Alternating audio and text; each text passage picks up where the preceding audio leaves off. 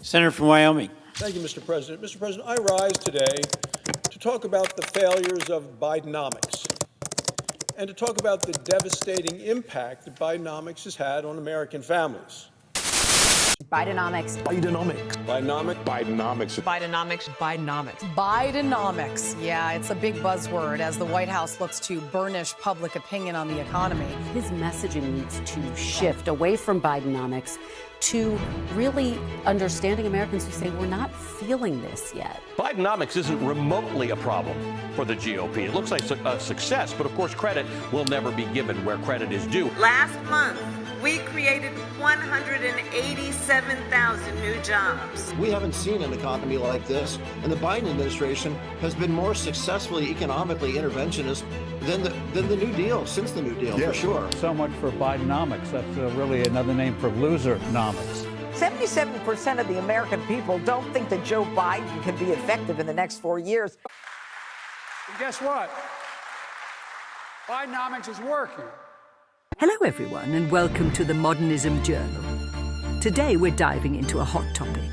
Bidenomics, what is it? How does it affect you, the economy and the future of America? Let's find out. In the realm of economic policy, few terms have garnered as much attention in recent times as Bidenomics.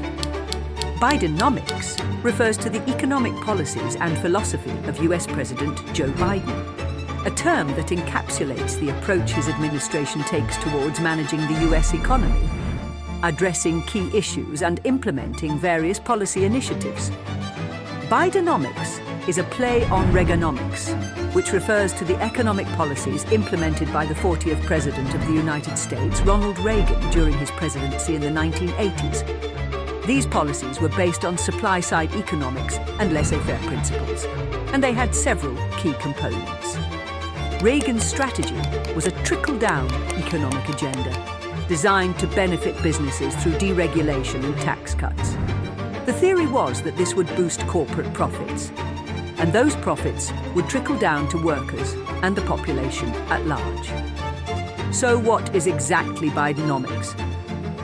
Bidenomics, as the White House explained in a recent press release, is an economic vision centered around three key pillars.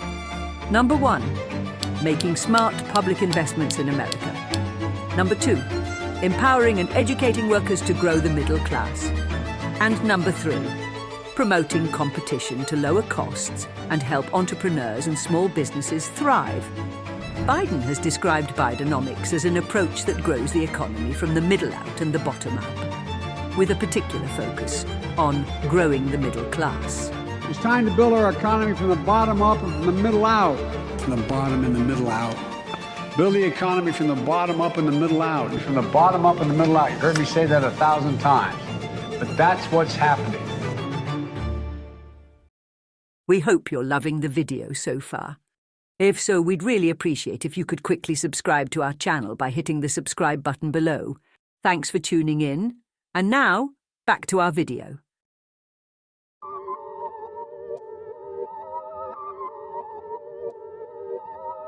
Let's briefly go through the three pillars. Pillar number one, making smart public investments in America. The central goal of President Biden's plan to invest in America is to foster essential productivity gains, economic growth, and improved economic outcomes for American workers and consumers. This includes accelerating investments in critical industries, innovation, and infrastructure. The Biden administration is focused on upgrading and investing in a range of industries and infrastructures, such as roads and bridges, passenger and freight rail, public transportation, airports and federal aviation, ports and waterways, safety, electric vehicles, broadband, and other programs.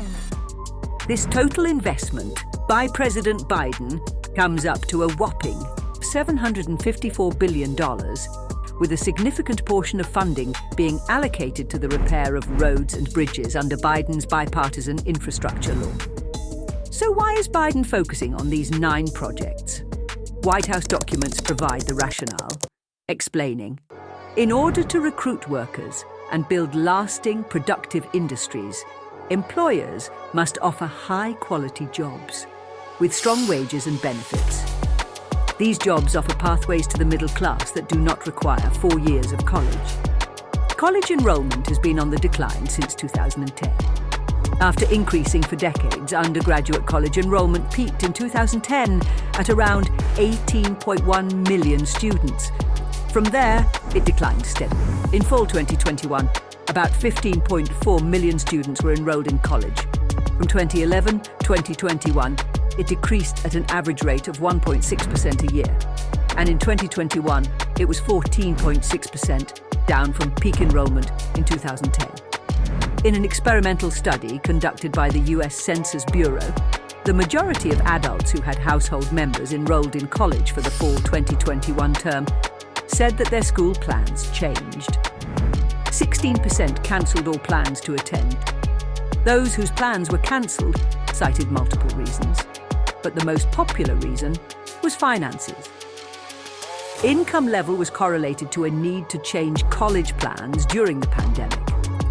So a pathway for non-college graduates is what is going to be needed to keep the middle class growing, since the number on college enrollments keep declining.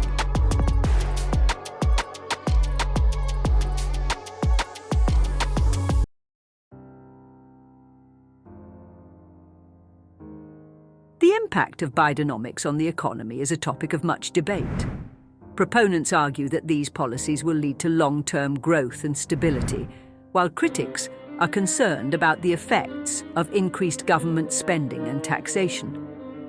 Let's evaluate the current performance of the economic policies under President Biden's administration, starting with employment. Focusing on the prime age group, ages 25 to 54, which notably excludes older workers often retired and younger workers frequently still in school and not actively engaged in the workforce. Currently, unemployment is near historic lows and job vacancies remain high. This has led to the prime age employment rate surpassing pre-pandemic levels, exceeding those seen before the global financial crisis, and nearing the all-time peak of 81.9% that occurred before the dot-com bubble in 2000. The employment to population ratio, EPOP, for this prime age group is now higher than it was in February 2020, reaching its highest point since April 2001. The EPOP for prime age men has returned to its pre-pandemic level, while for prime age women, it has reached the highest point ever recorded, dating back to 1948. We have created more jobs in 2 years than any presidential term, the strongest job growth in history.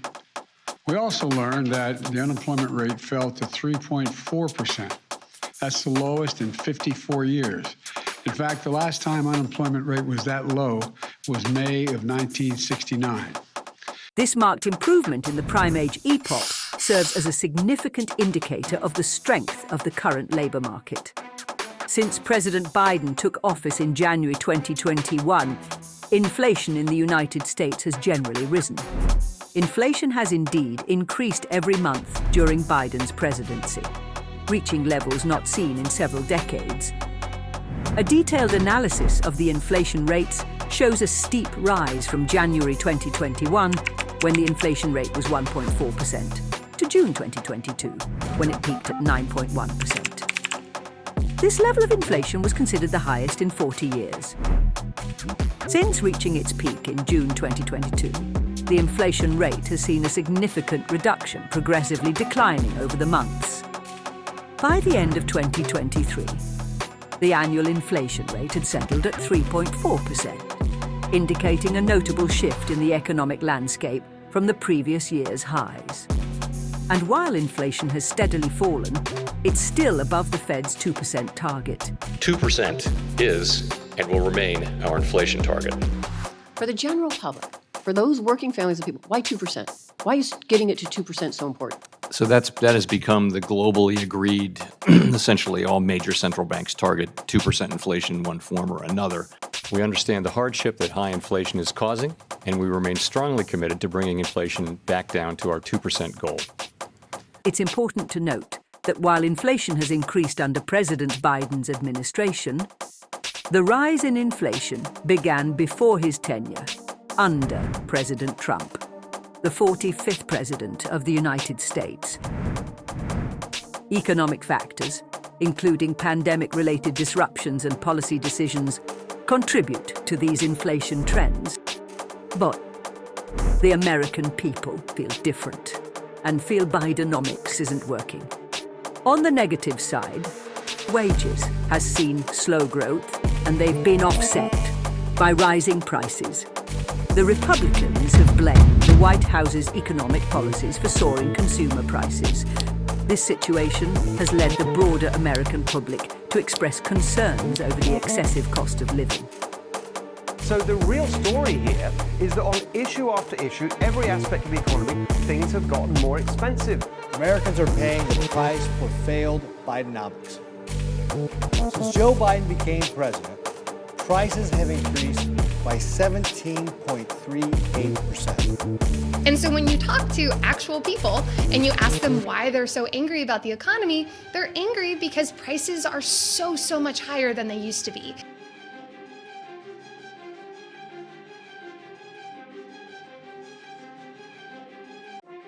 As with any economic policy, there are both advantages and disadvantages. Let's examine and weigh out the pros and cons. The pros of Bidenomics: stimulating economic growth, increased government spending, especially in the wake of the COVID-19 pandemic, can help stimulate economic growth and recovery. Investing in infrastructure. Significant investments in infrastructure, including traditional projects like roads and bridges and green energy initiatives, can modernize the nation's infrastructure, improve efficiency, and create jobs. Focus on climate change, promoting sustainable energy sources, and aiming for a greener economy. This is seen as crucial for environmental sustainability. Healthcare and education benefits. Expanding access to healthcare and investing in education can lead to a healthier, more educated workforce, which is beneficial for long-term economic growth and social well-being. The cons of Bidenomics. Increased national debt. The substantial government spending proposed under Bidenomics may lead to an increase in the national debt, which can be a concern for future economic stability. Potential for higher taxes to discourage investment. Increasing taxes on corporations and high-income earners might discourage investment and business expansion, potentially impacting economy growth. Impact on businesses. Certain industries, particularly those reliant on fossil fuels, may be negatively impacted by the shift towards green energy and environmental regulations. Political feasibility. Some elements of Bidenomics may face substantial political opposition, making it difficult to implement them fully or efficiently. In summary, Bidenomics aims to address several long-standing issues, including income inequality, infrastructure decay, and climate change through active government intervention and spending. However, these policies also raise concerns about their impact on national debt, inflation, and the broader economic implications of increased taxation and regulation. The ultimate success and impact of Bidenomics will depend on a variety of factors, including the global economic environment, domestic political dynamics, and the effective implementation of these policies. It's a balance between short-term challenges and long-term gains.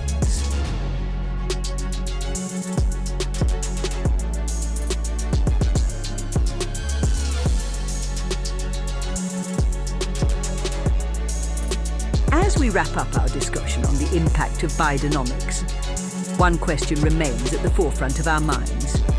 Will the economic policies under the Biden administration be a decisive factor in securing a victory for Joe Biden in the 2024 election?